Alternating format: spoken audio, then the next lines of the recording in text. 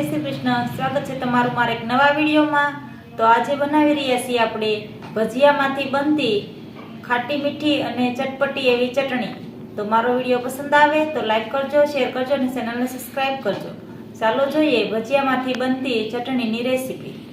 તો ચટણી બનાવવા માટે આપણે ભજીયા તો બનાવી લીધા છે આ રીતના, અને આપણે હવે પહેલા આ રીતે એક ગ્લાસ પાણી લેશું અને તેમાં આ ભજીયાને પલાળી દેશું।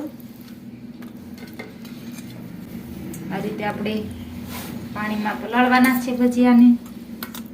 અને જ્યારે પણ આપણે ભજીયા બનાવીએ અચાનક અને ત્યારે આપણે ચટણી બનાવવા માટે કોઈ સામગ્રી ન હોય ત્યારે આપણે આ ચટણી બનાવી શકાય છે। તો હવે આપણે ચટણી બનાવવા માટે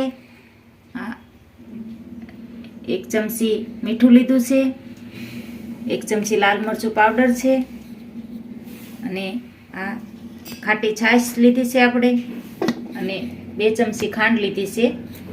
આ મિક્સર જાર લીધું છે હવે આપણે, અને આપણા ભજીયા પાણીમાં રેડી પલ્લીન થઈ ગયા છે સરસ। હવે આપણે એને મિક્સર જારમાં લઈ લઈશું।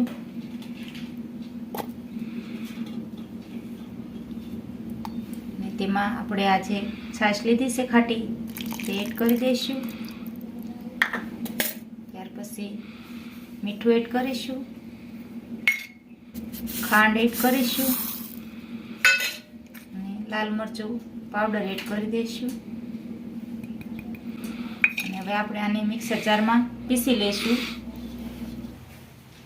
આપણે મિક્સરમાં ચટણીને પીસી લીધી છે। આ રીતે આપણી ચટણી સરસ બની ગઈ છે। હવે આપણે આને એક વાસણમાં લઈ લઈશું।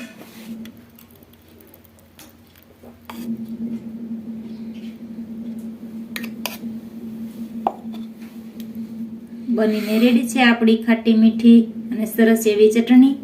જે આપણે ભજીયા બનાવતા હોઈએ અને અચાનક જ તે ચટણીની કોઈ સામગ્રી ન હોય આપણી પાસે, તો આપણે આ રીતે ઝડપથી ચટણી બનાવી શકાય છે।